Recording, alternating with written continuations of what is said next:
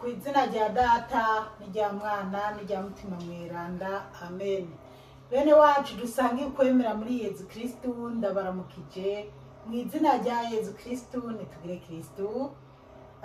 Uno munsi nipfuza ko tuganira ku bijanye na Olympique iriko irabera mu Bufaransa. Hari abantu bagiye bambaza ku bijanye na bijya bintu byabereye mu Bufaransa canke biriko zijya nkino ziriko zirabera mu Bufaransa, bamwe byabateye ubwoba birabatangaza, kandi na jewe byarambabaje, byanteye umubabaro. Rero kubera bipfuje ko tubigiga ko tukabivuga ko, niyo mpamvu ushaka tubyige ko. Hari abana agiye mbona hariho abagiye babisigura, mugabo na jewe nabonye ko noshirako akanje mu bankurikirana, ego, kandi nifashishije canke se twifashishije amajambo ari mu byahishuriwe Yohani ku kigabane cya 6 kuva kuri 1 gushika kuri 4. Mu ntango rero y'incamake nateguye video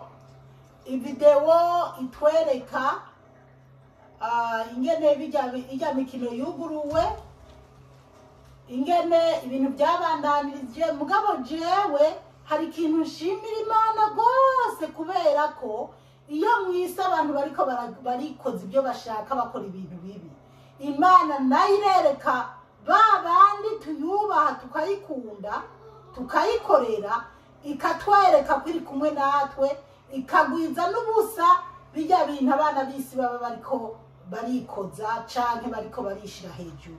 Imana idutabare cyane. Aho naho ni kwishengero, bijya bimaze kuba umuriro canke se amatara yarazimye mu gisagara cyose cyo mu Bufaransa, ahitwa mu muji Paris, mbese ku mugwa mukuru. Amatara yarazimye, hacika umwijima, mugabo ishengero rya Eklezia Gatorika riguma rya umuriro canke se amatara yagumye yaka, ahubwo ngira n'inteko z'ijuru zacanye ayavuye mu ijuru. Mudaza murabibona ku iyo video nateguye, nanashize ko ibyabaye muri Brazil mu 2003 mu mwaka uheze, ukuntu bagiye guserebura bya bintu byabo by'ibigirwamana, hanyuma icyakurikiye hagakurikira imiborogo n'amarira, igisagara cyose kigatikira. Imana yo mu ijuru itabare cyane, kandi duhe gutahura cyane. Rero reka dusome mu byahishuriwe Yohani, noneho tubandanye tuzirikana. Ndaza kwihutisha kugira jenze guhagarika. Noneho abazi icyongereza muze murasoma amajambo ariko mwongere muze murumva iby'abasesenguzi bagiye bavuga gutyo. Kandi hajya mu Bufaransa hari aho muza kubona ingene abantu bamaze kubona ibibaye, umwijima ucuze ijoro, abakristu baciye bisuka bagenda gusenga. Muraza murabona hariho umuntu w'umugabo azarabereka hejuru ukuntu yagize akavideo, abakristu benshi bariko barasenga, abandi na wari hasi ariga nkuko mba nabikoze, nkafata akavideo kanje gato, mugabo nkaca ngaragaza video nini y'ibyabaye mu isi canke biriko biraba. Imana iduhe kubitahura cyane. Mu byahishuriwe Yohani ikigabane cya 6 hari umutwe w'ijambo ravuga ngo udushashara 6 duhomorwa n'umwagazi. Narabandanije kubonekerwa, mbona umwagazi uhomoye kamwe muri twa dushashara 7, numva kimwe muri bya bizima 4 kirasiranye nk'inkuba kiti ingo ino. Hanyuma mbona haserutse ifarasi y'igitare, uwayicaye ko yari afise umuheto, baramuha urugori maze akagenda nk'uwatsinze kugira ngo asubire gutsinda. Umaze guhomora agashashara ka kabiri, numva ikizima ca kabiri kirasemereye kiti ingo ino. Haseruka yindi farasi itukura cane, uwuyicayeko arategekwa gukura amahoro ku isi ngo bicane, kandi ahabwa inkota ndende. Bene wacu muri Yezu Kristu, iri ni ijambo ry'Imana, dushimiye Imana. Aleluya, amen. Bana b'Imana, ijambo ry'umutwe riravuga ngo udushashara dutandatu duhomorwa n'umwagazi. Akarango ka mbere kavuga ngo narabandanije kubonekerwa mbona umwagazi uhomoye kamwe muri twa dushashara indwi. Uninde Yohani mwizinga rya Patmosi, aho bari bamupfungiye.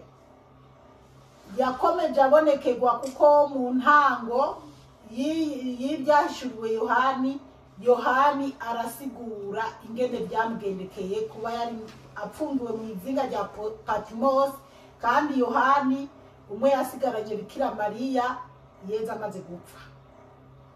Canke se Yohani muri babandi bene Zebedi, bamwe b'abahungu babiri bene Zebedi, bamwe nyina yigera gusabira ngo umwe yicari bubafu uwundi buryo, niwe Yohani yari karabonekerwa.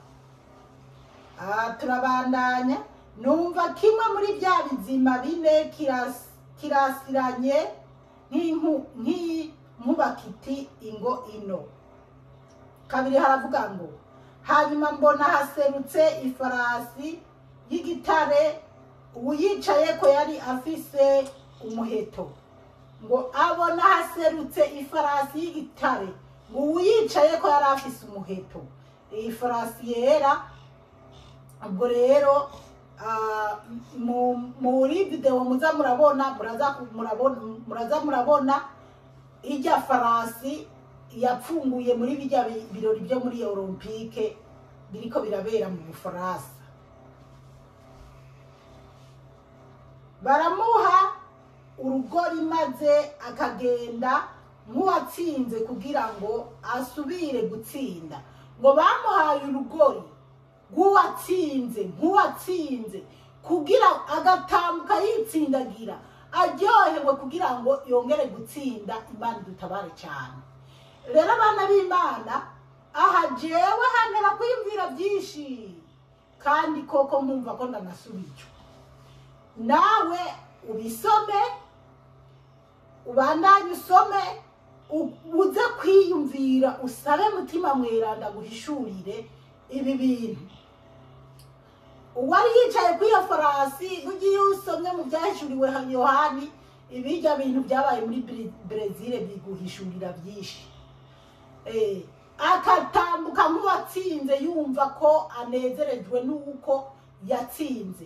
Reka rero cyenda babwira igituma Jeni kwiyumvira ibintu cyane, nkaraba nkavuga ati nyabuna nitudatakomera ngo dusenge cyane, isi iragowe kandi turagowe. Mugabo ari muri Yezu Kristu, dukomere kubera ko Yezu Kristu ari kumwe natwe. Rero uwari yicaye kwijya farasi n'umutinganyi, kandi abatinganyi cyangwa abarezibiyene cyangwa abahomosexueli, urantunga abana b'Imana kingoye kuvuga, murazi neza ko bamaze gutsinda ngaha mu isi. Ibintu bibabaza Imana byatumye kuri Sodoma na Gomora Imana itikiza Sodoma na Gomora.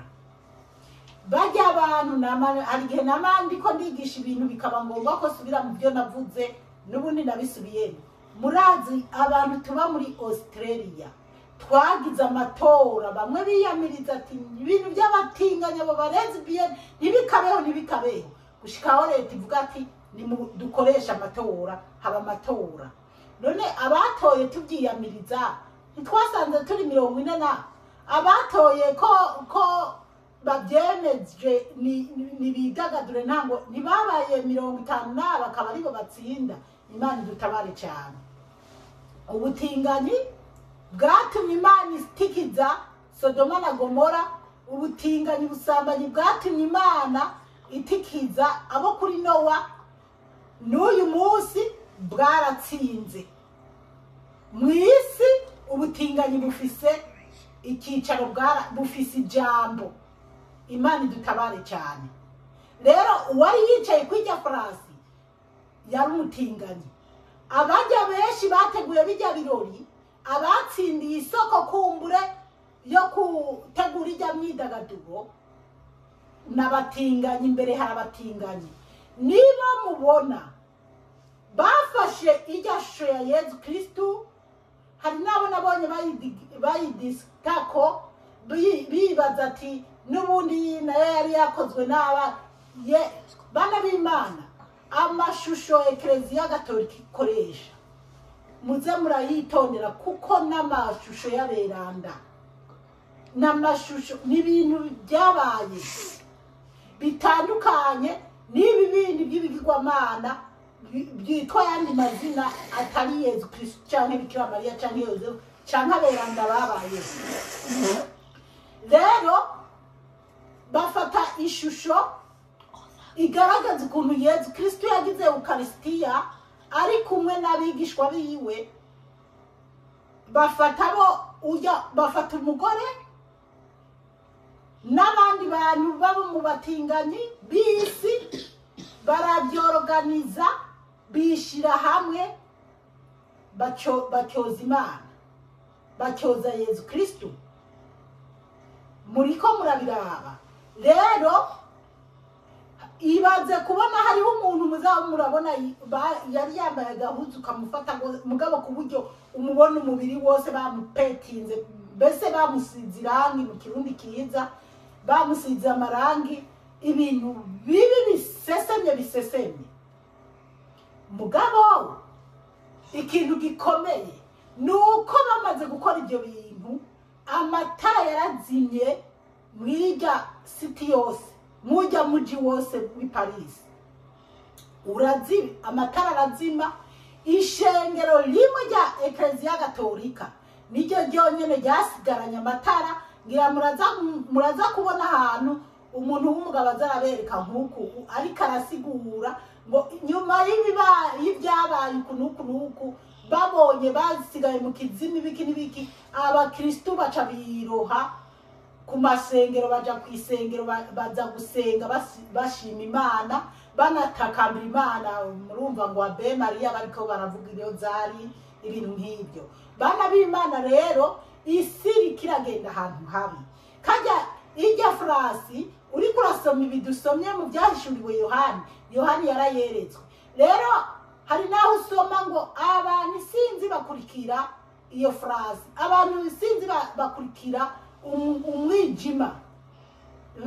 Ngo aha turabona ngo yayigendera ko nk'uwatsinze, ngo yari yaratsinze arahabwa urugori, n'ubundi wakomeza kugenda nk'uwatsinze kugira n'ubundi atsinde. Kandi Imana idutabare cyane.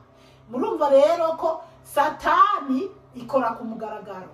Hanyuma nkiri nganyene duce twibuka muri Brazil bijya bintu byabo bya Carnival muri Rio, ukuntu nabwo hari kwa video muraza kukabona canke ngira muri ko murakabona ukuntu muri Rio bagize ibintu byabo byo guserebura ibintu mbese byo guterekera canke se by'ubugome nyene bya shitani. Murabona shitani bari bayishigiriye amashugwe, bayigiriye ikicaro mbese bariko barerekana ko shitani yatsinze ariyo ya mbere. Imana idutabare cyane. Ariko haleluya, amaraso ya Yesu Kristo ntazopfa ubusa. Bana b'Imana babandi tumaze iminsi tuguma tubiganira ko ndazi ko bamwe nababwiye ati nimuhumure, nzobyigisha ko tuzobivuga ko nubwo sibyo nari nateguye, mugabo byabaye ngombwa ko nkasiringa ibindi kugira tuvuge kw'ibi bintu byo muri Brezil ego bya Brezil no mu Bufaransa bya Olympique. Rero nimba ujya muntu yabona ko yatsinze canke ibyo bishirahamwe byabo bipfuye byabona ko byatsinze, duca turaba muri Brezil abazi icyongereza ndaza gusigaza mwumviriza amajambo canke muze murasoma amajambo. Ujya yigize Yezu Kristo, ujya yapfuye mwija nkundura yaciye ikurikira Imana igatikiza kiya gisagara. Kiya gisagara hari aho muza kubona n'umumama yari kararira avuga mbese ari karambaza Imana avuga ati ababanyi banje barapfuye, umuji warazimanganye. Kandi kiyagiye na perezida wa Brezil yagiye ku maradiyo aravuga ati nukuri ibintu bibaye ntibyari bigere biba, Imana niturabe byiza. Ese ubwo hari ukuntu Imana itatugirira neza abana b'Imana? Turabandanya, reka tuje kuri gatatu avuga ngo umaze guhomora agashashara ka kabiri, numva ikizima ca kabiri kirasemereye kiti ingo ino. Haseruka indi farasi itukura cyane, uyicaye ko arategekwa gukura amahoro ku isi ngo bicane kandi ahabwa inkota ndende. Uwari yicaye ku ifarasi itukura urumva yakomeje yerekwa noneho nyuma haje ifarasi burya zizoba nimwakomeza n'indwi muzobona amahanindwi. Ubu yicaye ko atantegeko. Reka kwanza dusubiremo. Umaze guhomora agashashara ka kabiri, numva ikizima ca kabiri kirasemereye kiti ingo ino. Kane, haseruka yindi farasi itukura cyane, uyicaye ko arategekwa gukura amahoro ku isi ngo bicane kandi ahabwa inkota ndende. Burumva gukura amahoro ku isi, uyicaye ko bamuha n'inkota ndende. Hari ahandi twama tubona bajya abamarayika, Imana yavuga iti nibarekure umumarayika araha naha, ati kizi cya gatatu k'isi. Ati rero ibintu mu isi biradushikira tukaguma dufinata, bamwe tukumva umenga ni byiza turimo canke byashikiye bajya twebwe ntibituraba. Mama we, Imana idutabare cyane. Uyu munsi niho mu mwanya uheze niho nariko ndaraba amahano yari karaba muri Ndera muri Brezil. Ego ndumva ari muri Brezil nyene, asinibutse neza, ariko muri Jamaica ndumva ari muri Jamaica biza kubandanya, sinzi n'ikindi gihugu no muri Amerika ngo biraza gushikayo. Ibyo byose rero bana b'Imana, Imana irarakara ikatwereka ko yarakaye. Rero jewe ikintu novuga ni iki gitangaza cyabaye mu Bufaransa hajya Paris mu masaha 28 ijya mikino ya Olympique itanguye. Bamaze kugurura bakoresheje ibyo bintu bibi bya gishitani, ukuntu mwijoro amatara yacitse harazima neza, harazima mugabo hasigara ishengero rimwe. Iryo shengero ugerageze gusacinga usanga ni ishengero rya Eklezia Gatorika, birananditse ko. Rero bica bituma abakristu bisukira kugira gute gusenga, mbese bereka Imana ko ibyo bakoze cyangwa ibyo bari gukora atari byiza. No muri Ntuzeya hajya muri Kanivare bijya byabaye muri Brezil, bimaze Imana imaze gutikiza kiya gisagara mu mwaka wa 2030. Imana imaze gutikiza kiya gisagara, abasigaye nibajya mubona bafise amakamparte bariko handitse ko King Jesus the King, mbese bavuga ngo Imana ni ya mbere, Yezu n'umwami w'abami, mbese bariko barasaba imbabazi Imana ibyari byabaye. Kandi benshi muri bajya bagiye mu bijya bintu batikiriye mujya muzure, batikiriye muri ijya mvura. Hejuru rero yuko shaka ko abantu baza kubandanya baraba video no kugira basigukirwe, niyo mpamvu mpagarikiye ngaha, kumbure tuzoguma twige n'ibindi turaba n'ibindi. Ariko nshuti yanje no kugira ati iki nigihe cyo gusenga, cyo gukomera, cyo kugumya icyo wahawe agakiza ubukristo bwawe, ukomere kugira ngo umukama Yesu azosange uhagaze neza. Mwarahezagiwe n'Imana, ku izina rya Data n'irya Mwana n'irya Mutima Mweranda, amen. The Paris 2024 Olympic opening ceremony included a performance featuring a child with drag queens, drawing criticism for its provocative take on the Last Supper. Critics argue the display was inappropriate and disrespectful, sparking a heated debate on religious and cultural sensitivity at global events. This incident raises questions about the balance between artistic freedom and cultural respect in major international gatherings like the Olympics. What implications will such controversial themes have on the future of Olympic ceremonies? The event challenges global audiences and organizers to reflect on the values showcased at such platforms. As discussions continue, the Paris Olympics serves as a reminder of the complexities involved in navigating cultural narratives in world-renowned events. Some call it a coincidence, some call it swift justice. Right after we saw one of the most demonic open ceremonies for the Olympics of all time, with the mocking of the Last Supper with the transgenders at the catwalk, and the clear symbology of the Antichrist riding the white horse. Well, not even 24 hours after those events, what do we see happening in Paris, France? Reports of power outages hit Paris amid 2024 Olympic Games. Articles as well as personal videos are coming out of power outages sweeping across Paris. Some people will say this is just a coincidence, but I refer back to Galatians 6:7. Do not be deceived, God is not mocked. For whatever a man sows, that he will also reap.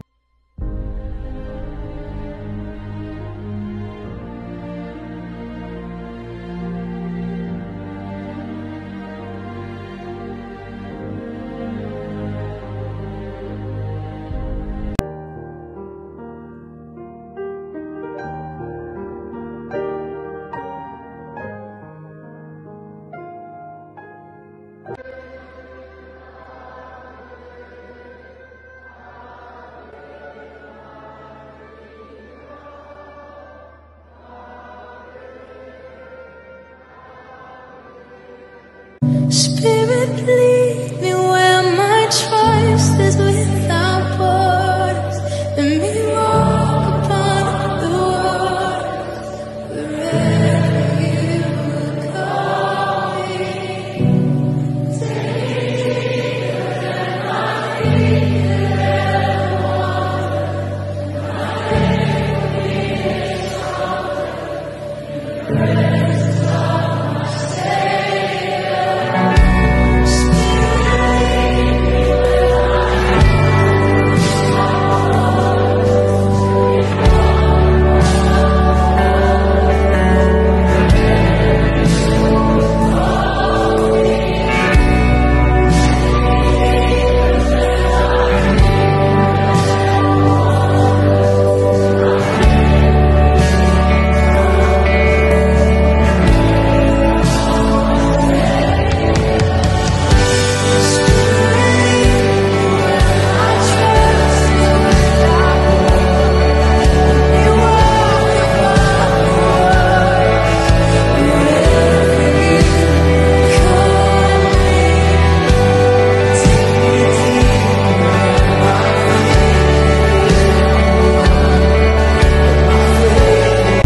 Think symbolism is real, look at what just took place during the opening ceremonies for the Olympics.